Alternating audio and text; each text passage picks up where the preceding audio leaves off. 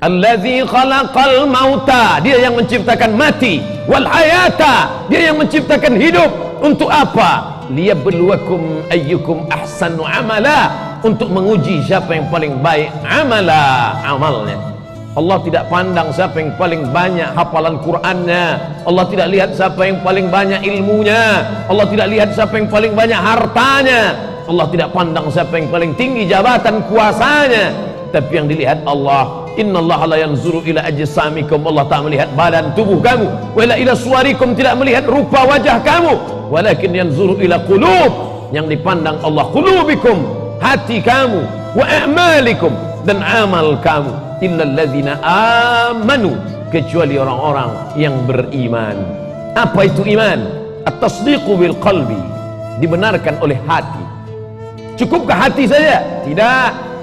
Al-iqraru bil lisan, diucapkan dengan lidah. Maka bersyahadat bagi yang mu'allaf masuk Islam, disaksikan.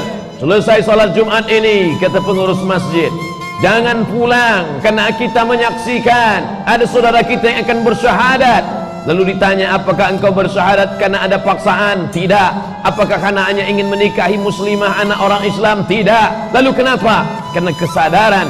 Maka disaksikan semua orang beriman, dia berkata asyhadu an la ilaha illallah.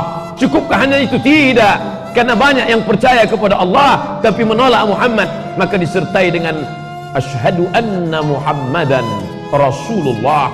Itu yang diulang dalam azan, itu diulang lagi dalam iqamat, itu yang diulang lagi dalam tasyahud awal, itu juga yang diulang lagi dalam tasyahud akhir.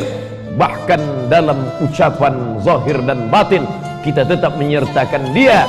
Tak nampak di pelupuk mata, tapi kita ucapkan salam kepadanya, assalamu alayka ya Rasulullah. Lalu kemudian setelah orang beriman, tak cukup hanya hati, disertai dengan lidah. Wal amalu bil arkan, anggota tubuhnya ikut beramal. Illal ladzina amanu, orang beriman dia tidak masuk dalam yang rugi. Lalu setelah itu barulah Allah berkata, wa amilus salihat, orang-orang yang beramal saleh. Orang selalu menyangka amal saleh itu puasa, maka banyak puasa Senin Kamis. Orang menyangka amal saleh itu zakat, maka dia banyak bayar zakat fitrah, zakat mal.